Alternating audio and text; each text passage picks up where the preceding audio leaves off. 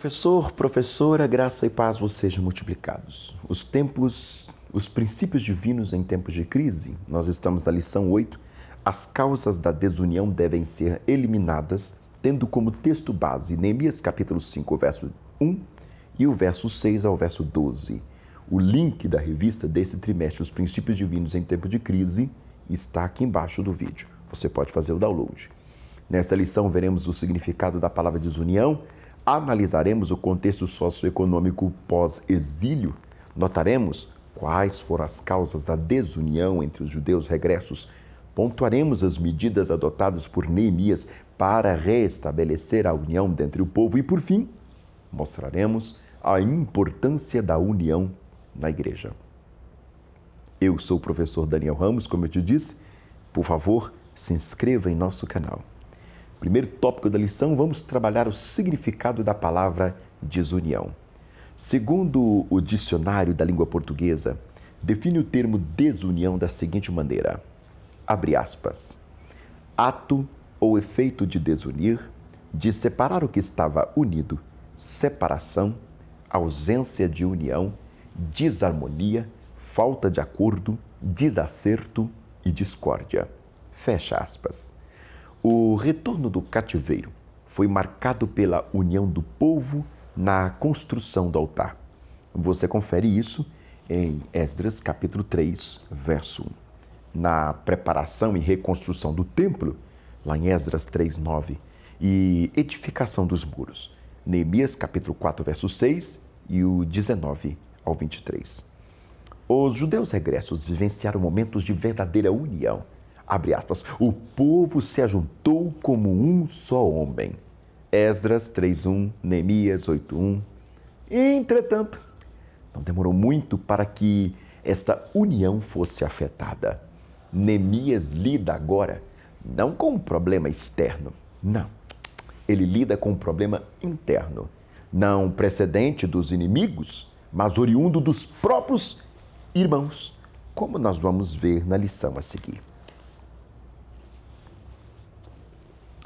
O tópico segundo vai explicar o contexto socioeconômico pós-exílio. Olha que interessante. No meio de uma grande obra, Neemias 4,19, para um grande Deus, Neemias 1,5, ouviu-se entre os judeus um grande clamor. Olha para você ver. Neemias capítulo 5, verso 1. Grande obra, grande Deus, grande clamor. Não estavam clamando contra os samaritanos, os amonitas ou os árabes, mas contra seu próprio povo. Abre aspas. Foi, porém, grande o clamor do povo e de suas mulheres contra os judeus, seus irmãos. Neemias 5:1.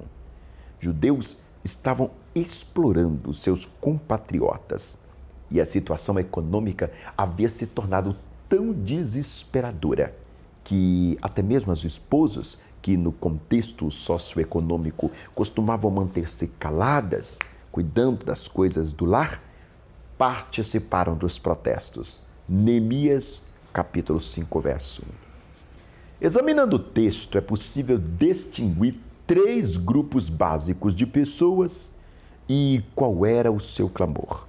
Vem comigo? Vamos ver. O primeiro grupo de pessoas eram mercadores e trabalhadores. Neemias, capítulo 5, verso 2. Os primeiros a reclamar foram os trabalhadores com grandes famílias que viram sem fonte de renda para se manterem. Eles não possuíam terras, mas precisavam de comida para se manter, evidentemente, sobreviver. É o versículo 2. A população estava crescendo, os alimentos eram extremamente escassos e o povo passava fome. Capítulo 5, verso 3. Essas pessoas não podiam fazer coisa alguma, de modo que voltaram seus clamores por socorro para Neemias. O segundo grupo de pessoas eram os fazendeiros. Neemias, capítulo 5, verso 2. Esse segundo grupo era constituído de proprietários de terras que haviam hipotecado suas propriedades. Essa é a palavra. Eles haviam hipotecado suas propriedades a fim de comprar alimentos. abre aspas, as nossas terras, as nossas vinhas, as nossas casas empenhamos para tomarmos trigo nesta fome. Neemias 5, verso 3. O terceiro grupo, os que sofriam com os pesados impostos. Neemias capítulo 5, verso 4.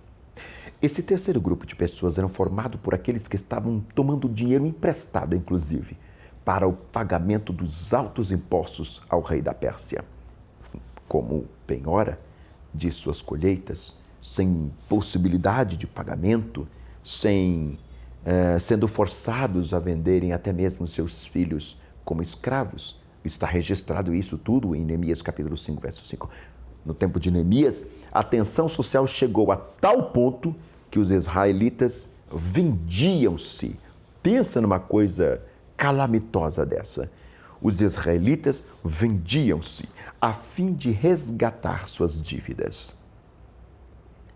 Alguns acabaram por entregar suas filhas como escravas a povos estrangeiros. Neemias capítulo 5, verso 1 ao 7. Que tristeza. Bom, vamos para o terceiro tópico da lição de hoje. As causas da desunião entre os judeus. Caríssimos e caríssimas, a primeira causa era a avareza dos mais ricos. A avareza dos pobres e magistrados foi percebível. Usura tomais cada um do seu irmão. Neemias 5:7. O apego demasiado às riquezas fez com que os ricos oprimissem seus irmãos, cobrando altíssimos juros. Atitude esta proibida por Deus. A gente já viu esse contexto em Êxodo 22, 25, Levítico 25, 36 e 37, Deuteronômio 23, 19, 20.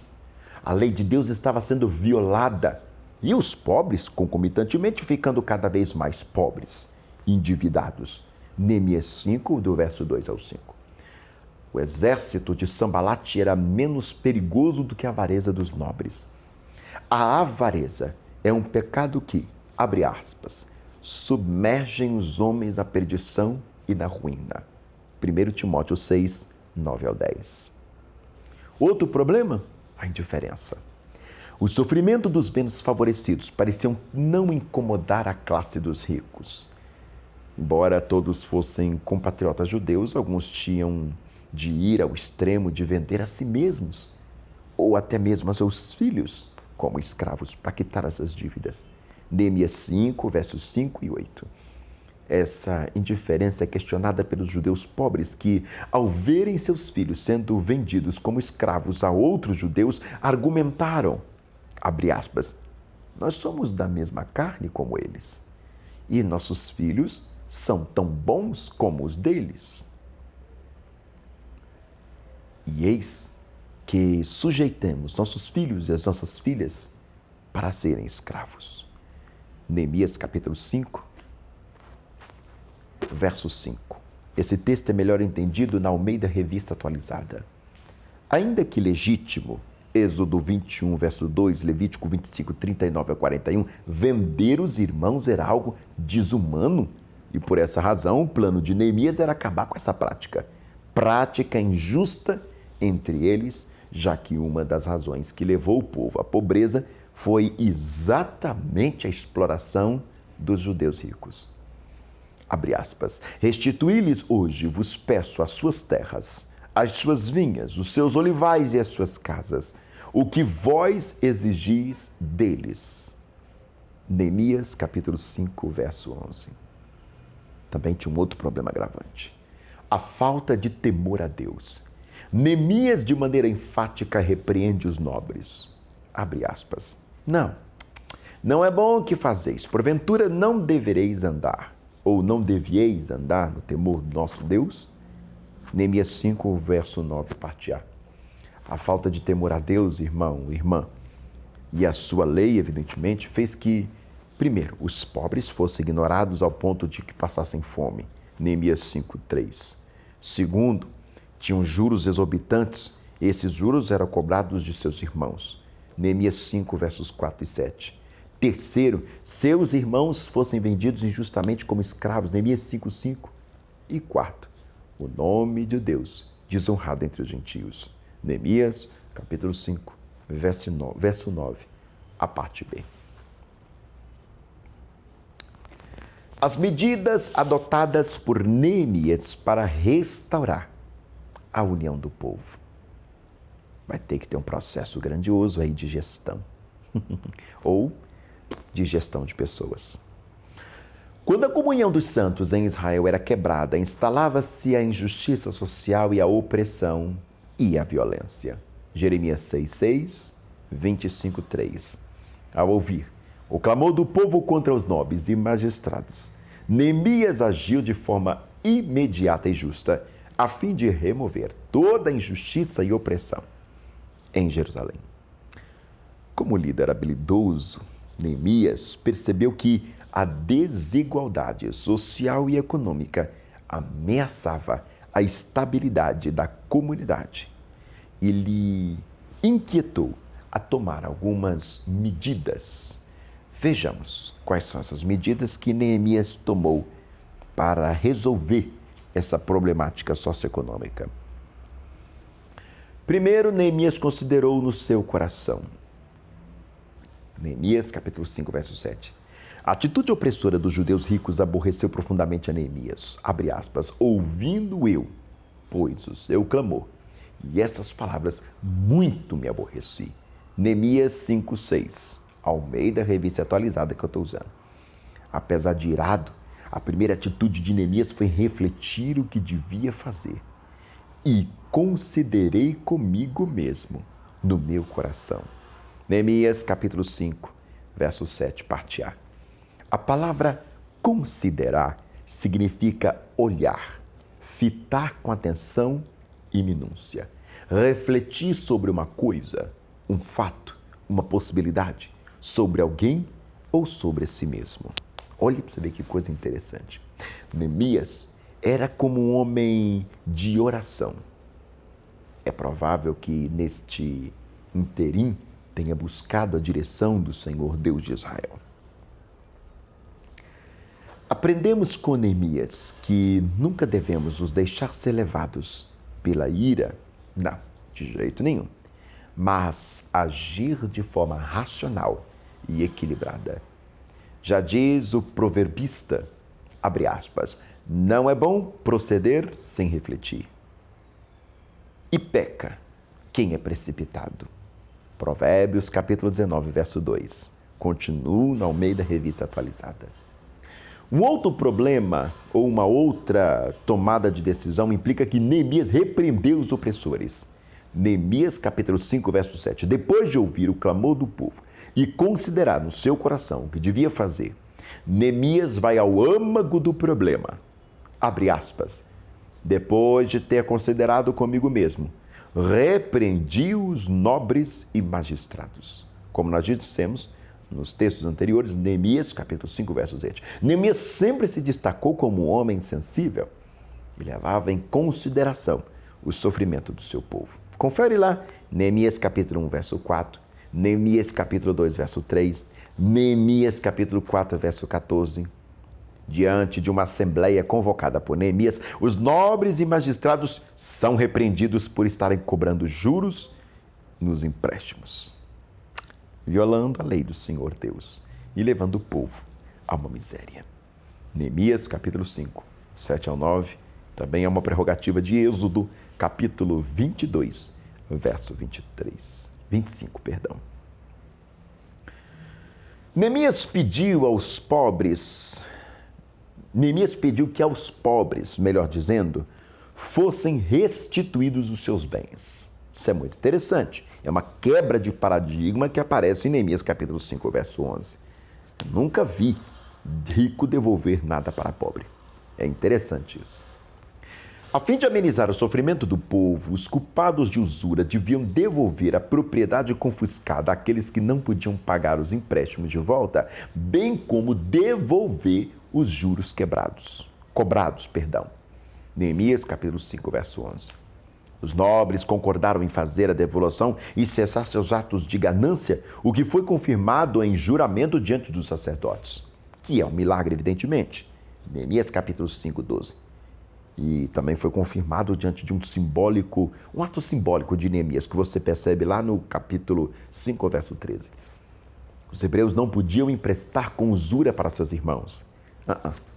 Levítico 25, 36 adverte isso. Quando da colheita eram obrigados a deixar aos mais pobres as respigas.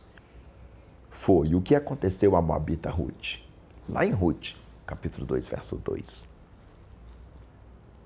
O quinto tópico da nossa lição de hoje, a importância da união na igreja. Esse tópico traz para a nossa realidade a relevância de estudarmos esse texto. A semelhança dos que voltaram do cativeiro, a igreja primitiva vivenciou uma união singular. Atos capítulo 2, 42 a 46, capítulo 4, 32 a 37. Entretanto, não demorou muito para surgirem focos de desunião. Parece nada com a igreja de hoje, claro. Entre os membros, Atos 5, 1 a 12, 1 Coríntios 1, 10 ao 13, Filipenses 4, verso 2, Gálatas 5, 15. Isto aconteceu e acontece porque a igreja é composta de pessoas falhas e sujeitas às fraquezas. Todavia, o desejo de Jesus é que fiquemos em união. Vivamos em união. Convivamos em união. Para que todos sejam como um, como tu, ó Pai, o és em mim e eu em ti, que também eles sejam um em nós. João, capítulo 17, verso 21. A união, queridos irmãos e irmãs, produz bênção e vida.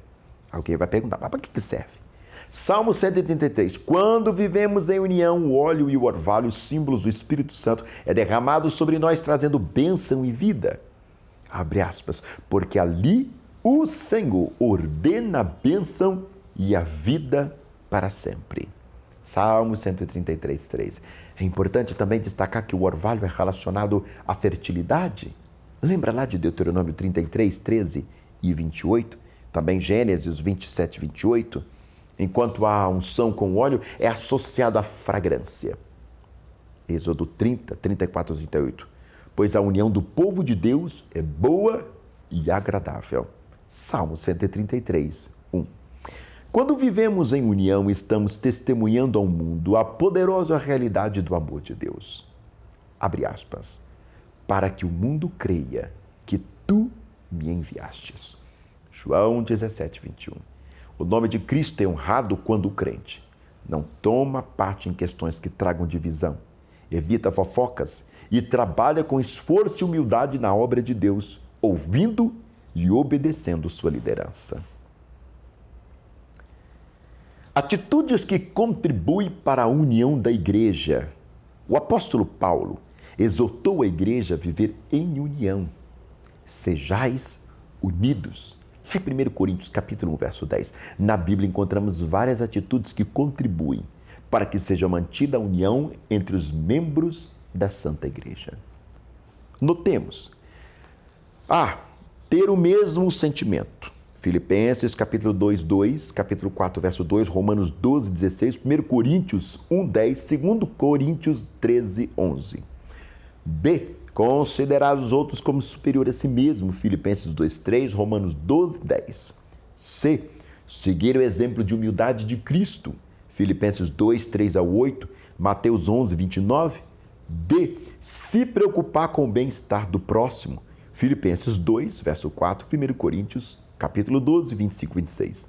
E socorrer nas necessidades. Romanos, capítulo 12, versos 13 ao 16. Gálatas 5, versos 9 e 10. F. No que depender de nós, viver em paz com todos. Romanos 12, verso 18. G. Não fazer acepção de pessoas. Tiago, capítulo 2, verso 9. H. Não pagar o mal com o mal. Romanos 12, 17, 1 Tessalonicenses, capítulo 5, verso 15. E exercer o amor fraternal, 2 Pedro, capítulo 1, do 5 ao 7, 1 Coríntios 13, do 1 ao 8, Romanos 13, 10. J. Praticar o perdão e a misericórdia, Colossenses 3, 12, 13, Mateus 18, 21, 22, Lucas 6, 36. K, suportar, corrigir e restaurar os mais fracos na fé. Gálatas capítulo 6, verso 1, Romanos capítulo 14, verso 1, 1 Tessalonicenses 5, 14 e Efésios capítulo 4, verso 1 ao 3. L, e andar no Espírito. Gálatas capítulo 5, versos 25 e 26. Concluímos nessa lição que quando há injustiça social e desordens no meio do povo, a desunião aparece rapidamente. Neemias foi usado por Deus para levar aos judeus manterem-se unidos em um só propósito. Semelhantemente, a igreja nesses últimos dias precisa de união e uniformidade para que a obra de Deus continue sendo identificada, para que a obra de Deus seja edificada, e muitas vidas possam ser alcançadas. Obrigado por ficar comigo nesta aula de hoje. Te espero na 9ª lição desse trimestre belíssimo dessa revista, Os Princípios Divinos em Tempos de Crise. Beijo no seu coração, Deus abençoe a sua casa e a sua família. Obrigado.